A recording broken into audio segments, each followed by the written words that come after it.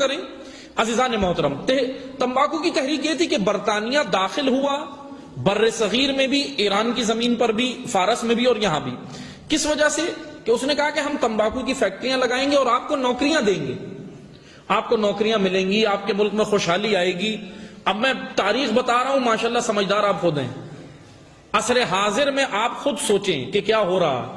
ابھی کیونکہ اتنا وقت تو نہیں ہے کہ میں اب حالات حاضرہ کے اوپر بھی پھر گفتگو کروں، ابھی اتنا وقت نہیں ہے۔ بہرحال برطانیہ نے فیکٹریاں لگائیں آ کر، اور وہ فیکٹریاں لگا کر اس نے یہ کام کیا، لیکن بڑے بڑے دیندار تھے، بڑے بڑے سب کچھ پڑھنے والے نہیں پہچان سکے کہ برطانیہ کا پیچھے ہدف کیا ہے۔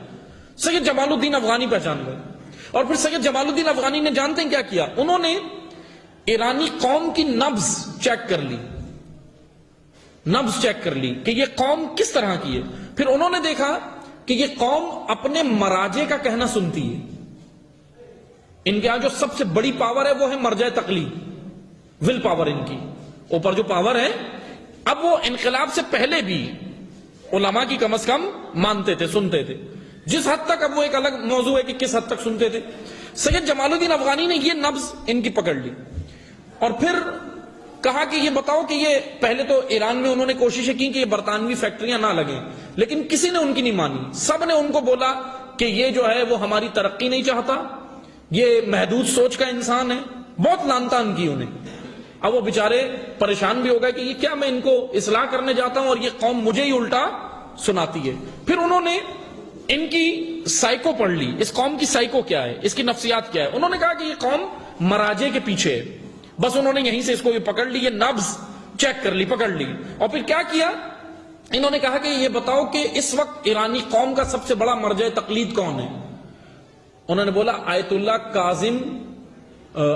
کاظم شیرازی، میرزا شیرازی، آیت اللہ کاظم میرزا شیرازی، یہ سب سے بڑے اس وقت مرجع تقلید تھے۔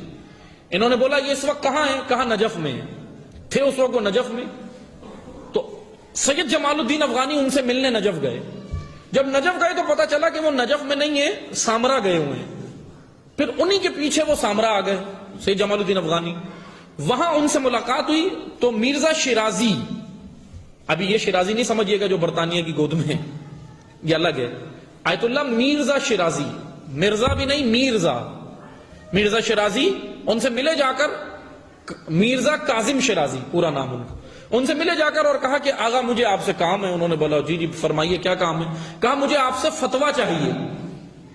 اب وہ خود آیت اللہ بھی پریشان ہو گئے، کس بات کا فتویٰ چاہیے؟ کہا کہ تمباکو کے حرام ہونے کا فتویٰ۔ اب یہ کہنے لگے کہ کس طرح، مطلب کیا ہوا کیا ہے؟ کہا کہ ایسے ایسے واقعہ ہے، ایسے ایسے ہوا ہے، ایران کے اندر برطانیہ فیکٹری لگا رہا ہے اور یہ سامراجی طاقتیں یہ کام کریں گی کہ ان کو اپنا غلام بنا لیں گی۔ انہوں نے کہا، میرزا شیرازی صاحب نے کہا کہ یہ بتاؤ کہ میرے فتوے سے کام بن جائے گا؟ انہوں نے کہا کہ انہوں نے یہاں سے ان کا فتویٰ لکھوایا باقاعدہ، جو انہوں نے فتویٰ دیا، انہوں نے فتویٰ یہ دیا، آغا میرزا شیرازی نے فتویٰ دیا کہ تمباکو کی فیکٹری لگانا، تمباکو اگانا، تمباکو کی فیکٹری میں کام کرنا، غیر ملکی تمباکو کمپنیوں کا ساتھ دینا سب حرام ہے۔